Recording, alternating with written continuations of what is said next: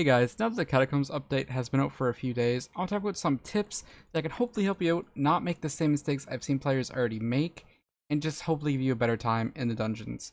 But before I do, I just want to remind you guys, we are getting so close to that YouTube rank, almost 3,000 subs away, which I can hardly believe. Support we've been getting recently has been amazing, and I really appreciate it. But let's get back to the video. So what are these tips? The first tip is be prepared, and this kind of ties into the first two tips, but I'll just start with the first one, which is the most important one. You need money to play dungeons. Now, what you're gonna be like, what do you mean? I can run dungeons, I don't need coins. That's not what I mean. Pick up the best loot in the catacombs. You need to have money. To buy a recombobulator, which is the rarest drop in the dungeon, it costs 5 mil. It's pretty rare to get one. But essentially what that means for you is you're going to be getting it and be able to sell it and make some profit. If you don't have the money to get it, you won't be able to buy it, and you have to get a free chest, for example. But you can take the free chests, try to make some money, but if you're getting something like adaptive legs or chest plate and you can't afford it, you're going to be having yourself a bad time. Which, I don't want you to have a bad time. I've run people who have not been able to afford their items, and they've lost out on millions of coins. I don't want that to happen to you guys. Especially when they add later floors. Imagine missing out on that brand new item they just added in just because you're missing like 5 mil. Like that's crazy to me. Just if you can, try to be prepared, and with having money, and you'll have a lot better time where you can actually buy the items you get and you can sell them and make profit instead of just, being down in the dumps because you missed out on that like free overflux that dropped, even though you can't get an overflux, but that's just an example. And yeah, next tip though is also still being prepared, but you need armor. You need to stay alive in the dungeon, and the best way to do that is having the best gear that you can get your hands on, whether it be the rotten armor or heavy armor from floor 1 or your protector dragon armor. Whatever it is, just wear whatever gives you the most defense and health in dungeons. Right now you'll see I'm wearing bonzo mask with zombie soldier pieces. This is a really good defensive setup, and if you can get Catacombs 9, I highly suggest picking up this set. This will keep you alive up to floor 3 with relative ease, especially this bonzo mask. This is one of the best pieces in the game currently. And being able to pick up a set like this and stay alive is great. As you can see, these are my stats in the dungeons. Your stats will definitely look a lot lower because right now I'm sitting at Catacombs level 18.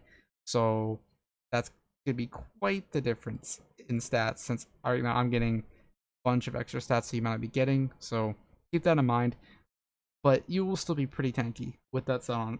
If you don't have superior, heck, even if you have superior, like you're one of the rich players and you're still struggling, throw on a bonzo mask. It will help you out quite a bit. Just, you need to be really prepared.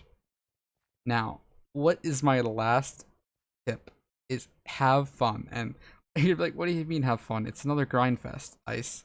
Well, I surprisingly, like, if you were here when I first started the update, I was hanging on it. I still think there's plenty of stuff wrong with the update that could be a lot better, but all in all, I've been having a good time running with other people.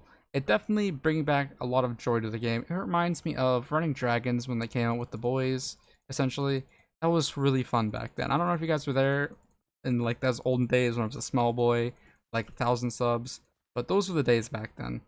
And it just kind of bringing back those memories, and I'm really excited for the future floors to come out because this means more playing with other people, I can collaborate with other YouTubers, stuff like that. So it just sounds honestly really amazing, and I'm looking forward to the future because it's looking bright, and I can't wait to see what other kind of cool loot we get. It just seems like it'd be a lot more enjoyable experience since it fixed the whole mundane, like Skyblock was really mundane for me. And it's a lot more fun now. I'll show off kind of how many runs I have. Without the boots. This little loot tidbit here. And if you get a good loot, let's say you get this loot chest, for example, right? Is try to know the prices of items. So this is 1 mil. Now, it costs 2 mil to buy, so I'm losing money if I buy that, so don't buy it. Primarily, you want to not buy helmets and chests unless you literally get them from your gold chest or something, because the price difference is too high. But back to where my point is, you can have a lot of fun, you can make quite a bit of money from this content, and it's just a different thing to do than dragons or farming endermen. And if I'm having fun and I'm you know, a sweat and grind all day. Like, I know you're struggling to find a party. It'll be a big pain for you, but you can do it. You'll find some people to run with, and you'll have your own good time, and you'll be like, dang, maybe it's actually fun. And you'll still learn part of the features. Future is really accessible content. You just need to pick up a few pieces and level up a bit, and you'll be good to go.